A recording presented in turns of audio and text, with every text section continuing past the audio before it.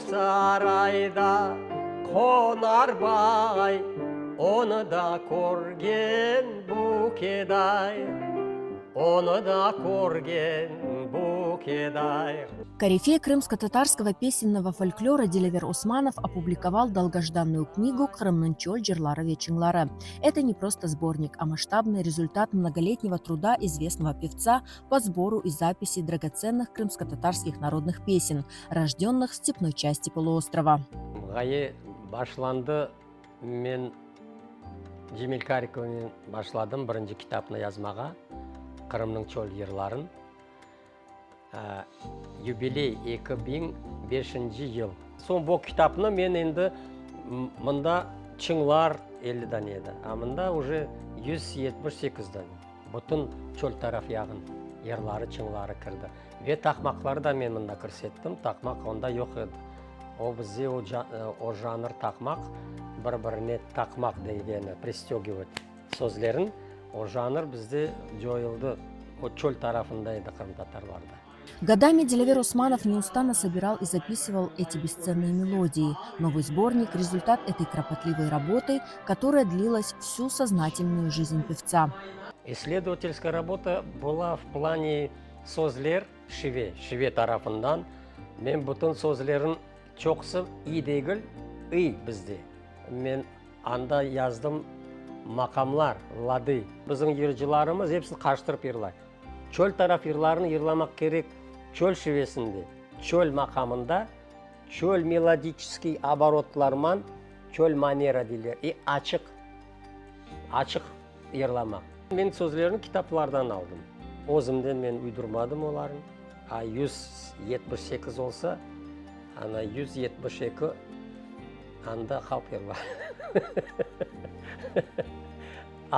6 данесі муйлив.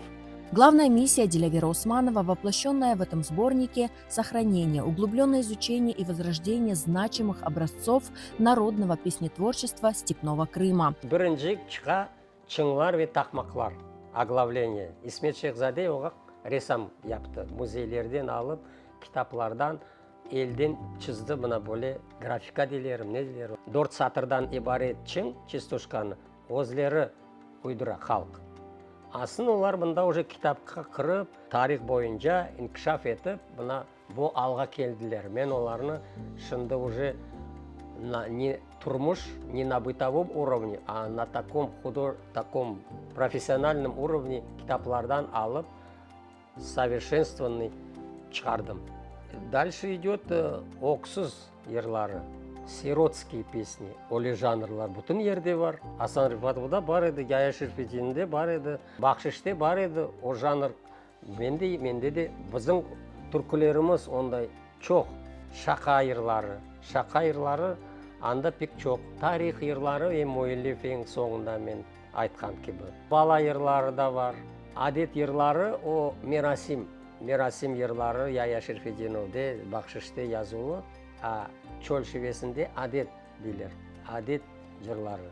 Бір жанрын не, өзінің иллюстрациясы бар, и мен оның классификация өзім еттім, бөлдім жанрлерге. Китап öğrenmek үшін, студентлер үшін, анда чүн келады да бар, жанрлары да тақмақ жанрлары бар, шевесі де бар, манера пения бар, мелодические оборотлары, епсі опробовано на сцене, на свадьбах, мына шынды профессионально епсі yazылған. Пожалуйста, ал и с хорошим вкусом айыпты бол, любой ерде ерламақ. Дилавер Усманов не просто выполнил свою главную миссию по сохранению этого наследия. Он продолжает ее, уже приступив к работе над следующей книгой. В ней он обещает собрать и представить миру песни южного берега Крыма. Бір нефес еңгілік алдым. Екінші Крымның түркілері, Ялбой дақ тарап түркілер шықса, екінші нефес еңгілік алacağım.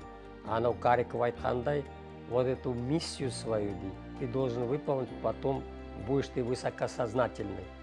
А ондай шынды я как бы иду к этому.